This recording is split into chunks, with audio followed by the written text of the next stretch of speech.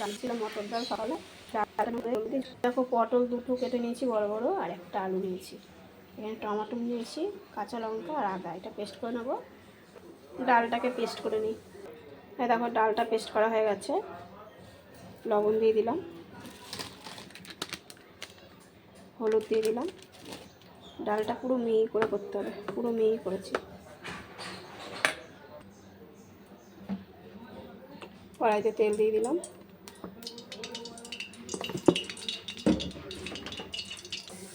এই দেখো তেলটা গরম হয়ে গেছে, আর এটা দেখো ভালো করে ফাটিয়ে নিয়েছি। এবার বড়াগুলো দিয়ে দেবো এই ডালের দিকে।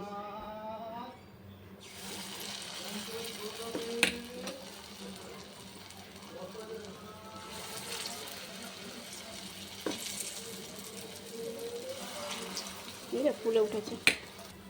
এই দেখো দেওয়া হয়ে গেছে, আর দেখো তো ডালের বড়াগুলো পুরো ফুলে ফুলে উঠছে।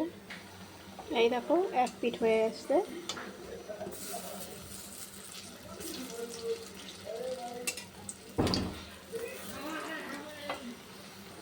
এই দেখো এক পিঠ উল্টিয়ে দিয়েছি, আর একটুখানি হলেই হয়ে যাবে। এই দেখো এটা হয়ে গেছে, উঠিয়ে নিই, আর বাদ বাকিগুলো ভেজে নিই, তারপরে আবার দেখা। এই দেখো বড়াটা ভাজা হয়ে গেছে। এবার এই তেলের মধ্যে আগে পটলটা একটু ভেজে নেবো।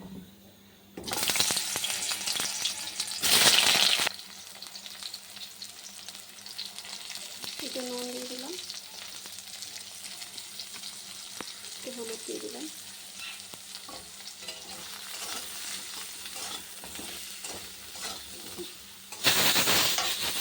এই দেখো পটলটা ভাজা হয়ে গেছে, উঠিয়ে নেব। জিরা সম্বাদ দিয়ে দিলাম, আলুটা দিয়ে দিলাম। এই দেখো আলুটা ভাজা হয়ে গেছে, এই মশলাটা দিয়ে দিলাম।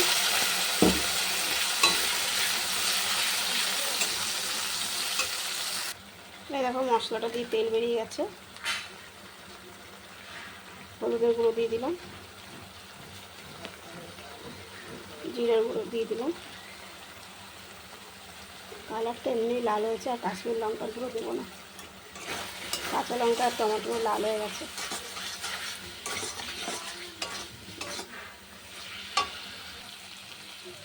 একটু জল দিয়ে দিলাম।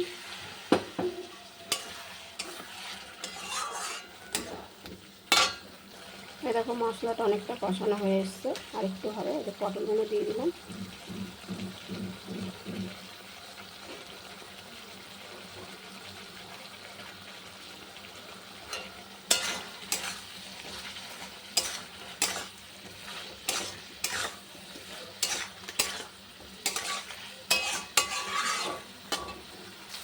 এই দেখো মশলাটা কষানো হয়ে গেছে, এবার জল দিয়ে দেবো।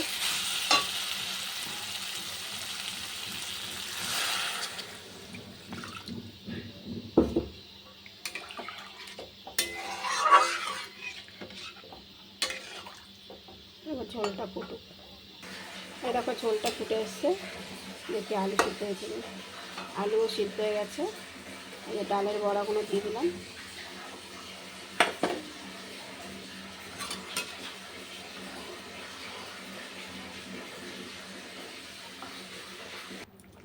এই দেখো তরকারিটা হয়ে এসছে।